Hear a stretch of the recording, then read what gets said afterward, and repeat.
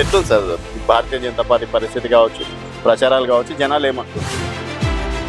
లంకల దీపక్ రెడ్డి గారు నామినేషన్ వేసిన తర్వాత జూబ్లీహిల్స్ నియోజకవర్గంలో ఒక రాజకీయ వాతావరణం మారిపోయింది. జూబ్లీహిల్స్ బీజేపీ వైపు టర్న్ అయింది.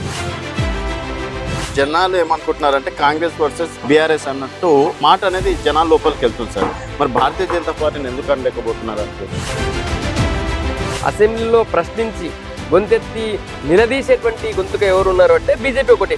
కాబట్టి ప్రజలు ఎన్నిసార్లు నమ్మిరు, ఈసారి నమ్మము అంటారు. అయితే ఇప్పుడు చూసుకున్నట్టయితే నవీన్ యాదవ్ లోకల్ లీడర్ అని చెప్పేసి, తర్వాత సానుభూతి సునీతమ్మ మీద వర్కౌట్ అవుతుంది అని చెప్పేసి ఈ విధంగా ప్రచారం. లంకాల దీపక్ రెడ్డిని ఏం తీసి ఓట్లు వేయాల్సి? లంకాల దీపక్ రెడ్డి కంటే ముందు మీరు వాళ్ళిద్దరి గురించి ప్రజలు ఏమనుకుంటారు విషయం మీరు మాకు చెప్తారు, దాస్తున్నారు.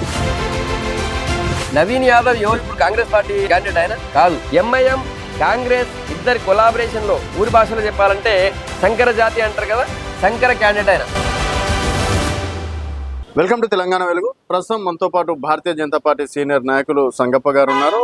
జూబ్లీహిల్స్ నియోజకవర్గంలో ఇప్పటి వరకు ఉన్నటువంటి అంటే త్రిముఖ పోరులో మన భారతీయ జనతా పార్టీ స్థానం ఏ విధంగా ఉండబోతుందనే మరిన్ని విషయాలు మాట్లాడదాం. నమస్తే సంగప్ప గారు. నమస్తే. బాగున్నారా సార్? బాగున్నారా? ఒక సీనియర్ జర్నలిస్ట్ గా కాదు, రాజకీయ నాయకుడిగా.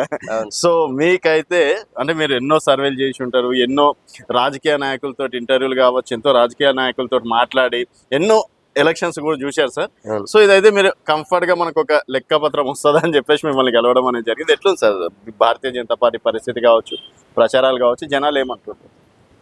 జూబ్లీహిల్స్ లో ఉన్నటువంటి ఇప్పుడున్నటువంటి పరిస్థితి చూస్తుంటే నామినేషన్ కంటే ముందు ఒక రకంగా ఉంటుంది.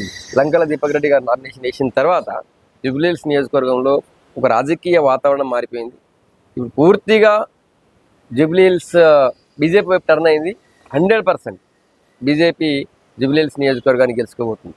ఓకే సార్, మీరేమో అంటే మీ పార్టీ కాబట్టి కాన్ఫిడెన్స్ లో తప్పులేదు సార్. బయట జనాలు ఏమనుకుంటున్నారంటే కాంగ్రెస్ వర్సెస్ బీఆర్ఎస్ అన్నట్టు అంటే మాట అనేది జనాల లోపలికి వెళ్తుంది సార్. మరి భారతీయ జనతా పార్టీని ఎందుకు అనలేకపోతున్నారు అనుకోవచ్చు? లేలే సరే, మీరు పోయినటువంటి ఏరియా, మీరు అడిగిన వ్యక్తి ఎవరినైతే కావచ్చు. కానీ ఈరోజు 10 సంవత్సరాల పాటు జూబ్లీహిల్స్ నియోజకవర్గంలో ఎమ్మెల్యేగా బీఆర్ఎస్ నాయకుడు ఉన్నాడు. 10 సంవత్సరాల పాటు ఎమ్మెల్యే బీఆర్ఎస్ నాయకుడు ఉన్నాడు. ఇప్పుడేమో కాంగ్రెస్ పార్టీ అధికారంలో ఉంది. వీళ్ళు ఏమంటున్నారు? బీఆర్ఎస్ వాళ్ళు అంటారు ఇక్కడ సమస్యలు తీరుస్తామని అంటున్నారు. బీఆర్ఎస్ నాయకుల హామీ ఇక్కడ సమస్యలు తీరుస్తామని. కాంగ్రెస్ నాయకుల హామీ బీఆర్ఎస్ ఏం చేయాలి కానీ మేము సమస్యలు తీరుస్తామన్నారు. కానీ మీరు జూబ్లీహిల్స్ నియోజకవర్గంలో ఏ బస్తీలో పోయినా, ఏ గల్లీలో పోయినా కూడా ఇప్పుడు కూడా డ్రైనేజీ పారుతూ ఉంటది. మొన్న నామినేషన్ వేసేటువంటి ర్యాలీలో మేము పోతే పాదాలు మునిగిపోయే లెవెల్లో మలమూత్రాలు రోడ్డు మీద పోతున్నాయి. ఓకే, వాటర్ పొంగిపోవడం కాదు, మలమూత్రాలు రోడ్డు మీద పోతున్నాయి. అంత దారుణంగా ఉంది పరిస్థితి. ఇప్పటికీ జూబ్లీహిల్స్ లో మీరు ఏ వాడకపోయినా, ఏ బస్తీకి పోయినా, ఎక్కడ పోయినా కూడా కనీసం డ్రైనేజ్ బస్తులు లేవు. ఇక రోడ్ల పరిస్థితి దారుణంగా ఉంటుంది. మనం ఎక్కడో ఉన్నాం, మనం ఎక్కడేదో ఆదిలాబాద్ జిల్లా మారుమూల పల్లెల్లోనూ ఇక తెలంగాణ బార్డర్ అనేటువంటి ఇంకొక ప్రాంతంలో లేం. మనం హైదరాబాద్ నడిబొడ్డున ఉన్నాం. ఈడ రోడ్డు బాగాలేదు, తర్వాత డ్రైనేజ్ బాగాలేదు. ఈ రెండే ఇక్కడ ఉన్నటువంటి పాలకుల యొక్క పరిస్థితి అర్థం పడుతుంది. కాబట్టి ప్రజలు ఎన్నిసార్లు నమ్మిరు, ఈసారి నమ్మము అంటారు. కాబట్టి ఖచ్చితంగా ఈసారి అసెంబ్లీలో ప్రశ్నించి గొంతెత్తి నిలదీసేటువంటి గొంతుక ఎవరు ఉన్నారు అంటే బీజేపీ ఒకటే. ఆ బీజేపీ క్యాండిడేట్ ఖచ్చితంగా ఇక్కడ ఉన్న ప్రజల కోసం పోరాడడానికి రెడీగా ఉన్నాడు. ఆయన ఇక ఈ ప్రజల కోసం వాణి వినిపించి ఇక్కడ సమస్యలు పరిష్కారం చేయడానికి సిద్ధంగా ఉన్నాడు. కాబట్టి ప్రజలు మాకే ఓటేస్తారు. అయితే ఇక్కడ కేంద్ర మంత్రి కిషన్ రెడ్డి గారు ఉన్నారు. సో 2 సార్లు కిషన్ రెడ్డి గారిని గెలిపేయడం అనేది జరిగింది. మరి సరే, ఎంపీగా తను చేసినటువంటి అభివృద్ధి ఏమైనా ఉంటే చెప్పగలుగుతారా మీరు? సరే, ఎమ్మెల్యేగా ఫెయిల్యూర్ అయ్యండి అనుకోండి, గోపినాథ్ గారు ఫెయిల్యూర్ అయ్యారు. సో ఎంపీగా మీరు సక్సెస్ అయ్యారు. చాలా మంచి క్వశ్చన్ అడిగారు. కేంద్ర మంత్రిగా కేంద్రం నుంచి నిధులు తీసుకొచ్చి, ఎంపీ లాడ్స్ నిధులు తీసుకొచ్చి ఇక్కడ చేయగలిగే అవకాశం ఉన్న పనులు చేశారు. మీకు తెలుసు రాజు, మీరు చాలా సీనియర్ జర్నలిస్ట్, మీరు ఒక జర్నలిజం విద్యార్థిగా మీరు వచ్చారు జర్నలిజంలోకి.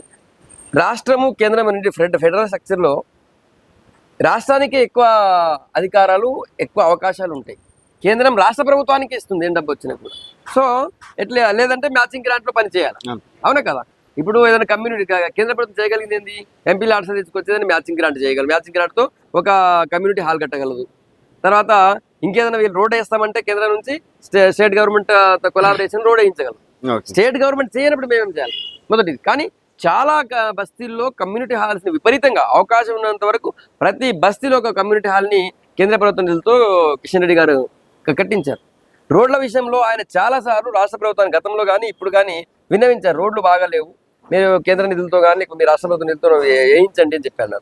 కానీ ఇప్పుడు మా కేంద్రానికి డబ్బులు ఉన్నాయి కాబట్టి అవకాశం కాబట్టి నేను వచ్చి రోడ్ వేస్తానంటే కుదరదు. ఇప్పుడు గ్రామ పంచాయతీలు కూడా మీరు చూసి సీసీ రోడ్లు వేయాలంటే మళ్ళీ స్టేట్ గవర్నమెంట్ త్రూనే వేయాలి, పైసలు కేంద్రాన్ని కానీ త్రూ స్టేట్ గవర్నమెంట్ త్రూనే వేయాలి. కాబట్టి ఇది కూడా అంతే. లోకల్ పార్టీస్లో కూడా మున్సిపాలిటీ కూడా అదే పరిస్థితి. మరి మున్సిపాలిటీ డైరెక్ట్ వచ్చి నేను ఆ రోడ్ వేసుకుంటాను చెప్పడానికి కేంద్ర ప్రభుత్వానికి అవకాశం లేదు.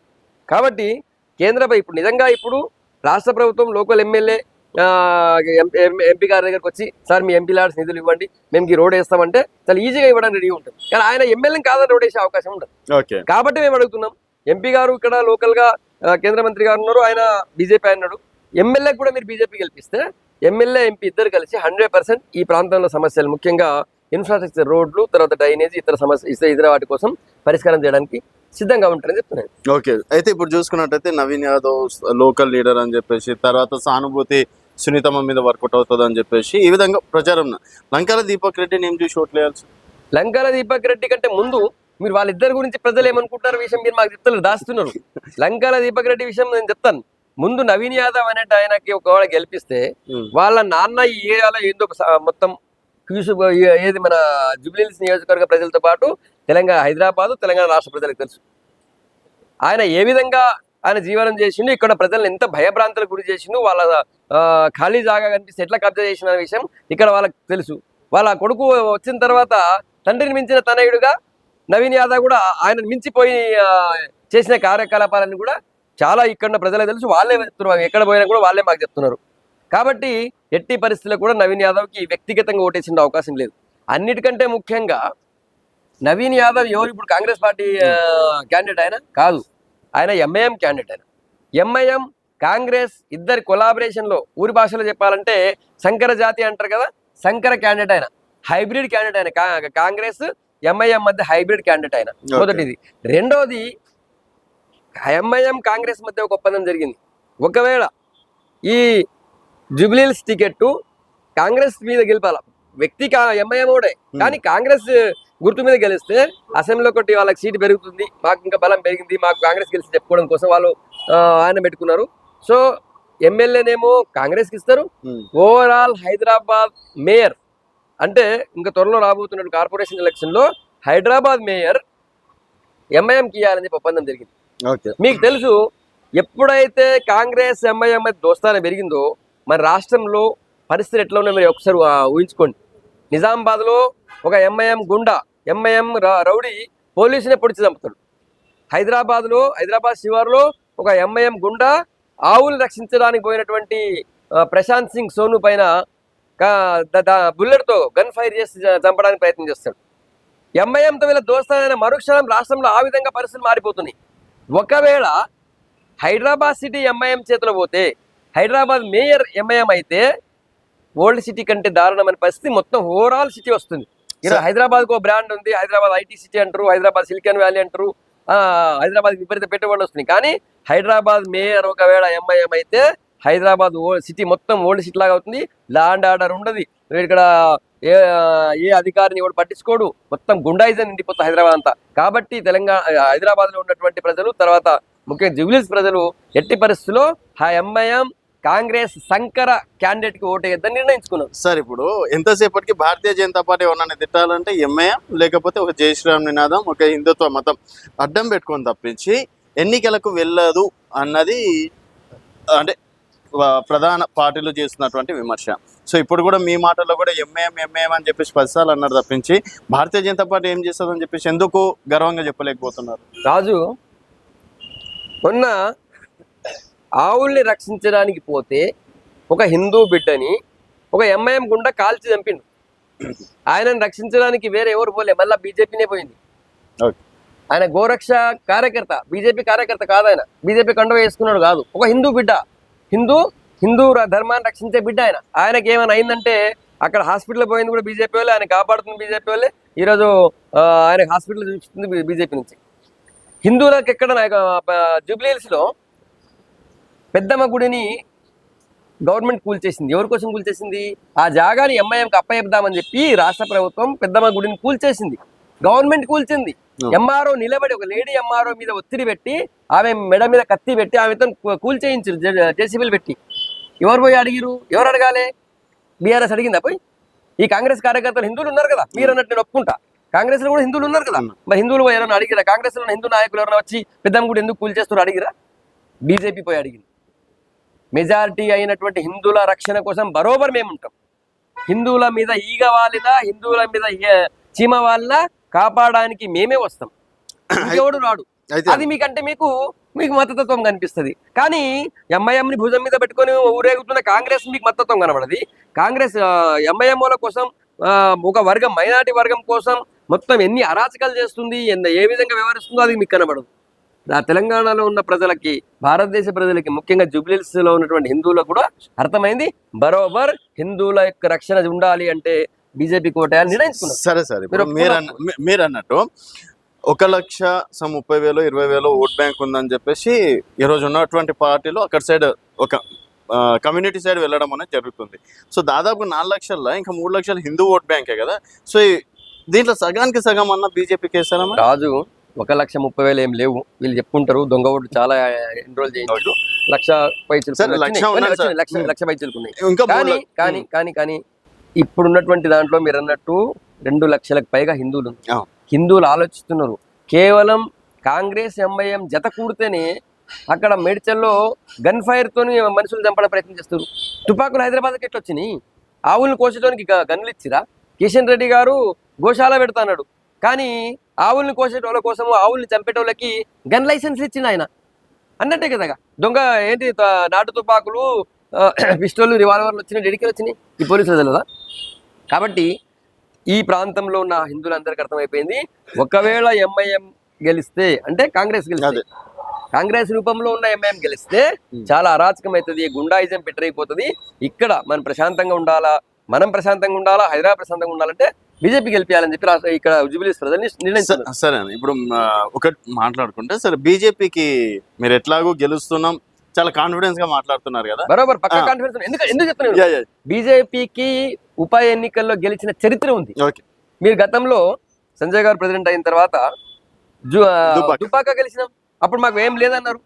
హుజురాబాద్ గెలిచినాం, ఏం లేదన్నారు. కానీ తర్వాత మునుగోడులో చివరి దాకా ఏదో కొసమెరుపులో ఓడిపోయినాం. నిజానికి హుజురాబాద్ కూడా మనమే గెలవాలి. 250 కోట్లు కేసీఆర్ ఖర్చు పెట్టి గెలిచింది ఆయన. మేము కొద్దిగా తుడిలో ఓడిపోయినాం. అవునా కదా? హైదరాబాద్ లో మాకు 2 3 ఉంటారు వీళ్ళకి కార్పొరేటర్ అనేటోళ్ళు. 48 మంది కార్పొరేటర్ గెలిచి ఘనత మాది హైదరాబాద్. మొన్నటి 2 ఎమ్మెల్సీల్లో టీఆర్ఎస్ పోటీ చేయలేదు, 2 ఎమ్మెల్సీ గెలిచింది చరిత్ర మాది. అంటే బై ఎలక్షన్స్ కానీ ఈ మధ్య కాలంలో వచ్చిన ఏ ఎలక్షన్ కూడా మేము గెలుస్తున్నాం. కాబట్టి గెలుస్తామంటే ఆ సెంటిమెంట్ వర్కౌట్ రిపీట్ అవుతుంది. వర్కౌట్ కాదు, రిపీట్ అవుతుంది. కాన్ఫిడెన్స్ ఉన్నారు పక్కా. సరే, ఇప్పుడు మీకు అపోజిషన్ అనేది ఒకటి స్ట్రాంగ్ పార్టీ అయితే ఉంటది కదా, కాంగ్రెస్ అనుకుంటున్నారా బీఆర్ఎస్ అనుకుంటున్నారు? ఎట్లా కాంగ్రెస్ ఉంటుంది, అధికారంలో ఉంది కదా. అధికార పార్టీ ఎక్కడ ఉంటుందో అదే బలవంతుడుగా అనుకోవాలా. సో అధికార పార్టీ మాకు పోటీ, మాకు బీఆర్ఎస్ లేదు. బీఆర్ఎస్ 10 ఏళ్ళు ఆయన చేసినటువంటి అరాచకాలు ప్రజలు జ్ఞాపకం వేసుకుంటున్నారు. పైగా ఇప్పుడు మళ్ళీ ఈ రోజులో అదే సెంటిమెంట్ పని చేసి ఇంకోటి చేసే పరిస్థితి. బీఆర్ఎస్ ఏ ఊర్లో లేదు. ఎమ్మెల్యే ఎలక్షన్ తర్వాత జరిగినటువంటి ప్రతి ఎలక్షన్ లో కూడా బీఆర్ఎస్ 0 అయిపోయింది. కాబట్టి బీఆర్ఎస్ వైపు జనం లేరు, బీఆర్ఎస్ కోటేరు. పక్కా బీజేపీ గెలుస్తుంది. పక్కా 100% కాన్ఫిడెన్స్, పక్కా 100% బీజేపీ గెలుస్తుంది. మళ్ళీ మీరు మా క్యాండిడేట్ గెలిచిన తర్వాత మా విజయోత్సవాలు కవర్ చేసి నా ఇంటర్వ్యూ తీసుకుంటాం. ఏందని అంత కాన్ఫిడెన్స్? నేను చెప్తున్నా కదా, మీరు చరిత్ర చూడండి. బై ఎలక్షన్ లో బీజేపీ గెలిచింది. ఎంపీ ఎలక్షన్ తర్వాత ఎంపీ ఎలక్షన్ నుంచి చూడండి, ప్రతి ఎలక్షన్ లో మేమే గెలిచినాం. ఎంపీ ఎలక్షన్ లో కాంగ్రెస్ తో సమానంగా అప్పటికి అధికారం కాంగ్రెస్ పార్టీ. ఒకవేళ బీజేపీ ఓడిపోతే ఇక్కడ రాష్ట్ర అధ్యక్షుడు రామచంద్రరావు గారు కావచ్చు, కేంద్ర మంత్రి కిషన్ రెడ్డి గారికి అంటే ఇన్ ఫ్యూచర్ ఉండదు. అండ్ కొంతమంది కూడా రాజు నీకు బాగా తెలుసు, భారతీయ జనతా పార్టీ కేవలం దానికోసం జరిగేది పార్టీ. మేము 2 సీట్లున్న పరిస్థితి నుంచి 3 సార్లు బలమైనటువంటి స్ట్రాంగ్ కేంద్ర ప్రభుత్వం ఏర్పడేసిన పార్టీ మాది. స్లో అండ్ స్టడీ వస్తుంది మాది. కాబట్టి ఎవరికి ఒకటి వెనకపోతే ఒకటి. అంతర్గత జూబ్లీహిల్స్ లో ఇంతకు ముందు పోటీ చేసింది దీపక్ రెడ్డి గారు, ఇప్పుడు పోటీ చేస్తుంది దీపక్ రెడ్డి గారు. తర్వాత జూబ్లీహిల్స్ కోసం మొత్తం యావత్ రాష్ట్రం నుంచి వచ్చినటువంటి నాయకత్వం అంతా అందరూ కూడా ఒక్కటై పనిచేస్తున్నారు. ఇక్కడ మీరు చూసిరు నామినేషన్లో మొత్తం అందరు ఇద్దరు కేంద్ర మంత్రులు, ఎంపీలు, ఎమ్మెల్యేలు అందరూ వచ్చి పనిచేస్తున్నారు. గల్లీలో మా బీజేపీ క్యాడర్ పనిచేస్తుంది. పెద్ద పెద్ద నాయకులు వచ్చి మా దగ్గర, మీకు తెలుసు బీజేపీ స్ట్రక్చర్ ఎట్లుంటుందో, పెద్ద పెద్ద నాయకులు, జాతీయ స్థాయి నాయకులు కూడా వచ్చి బూత్ తీసుకున్న బూత్ ఇన్ఛార్జిగా పనిచేస్తారు. అట్లానే చేస్తున్నారు కాబట్టి పక్కా గెలుస్తాం, మాకు డౌట్ లేదు. నవంబర్ 14న విజయోత్సవ ర్యాలీ ఉంటుంది, కవర్ చేయడానికి పక్కా. Okay, thank you so much. So ఇది సంగప్ప గారితో స్పెషల్ చిట్ చాట్. మళ్ళీ కలుద్దాం. చూస్తూనే ఉండండి తెలంగాణ వెలుగు.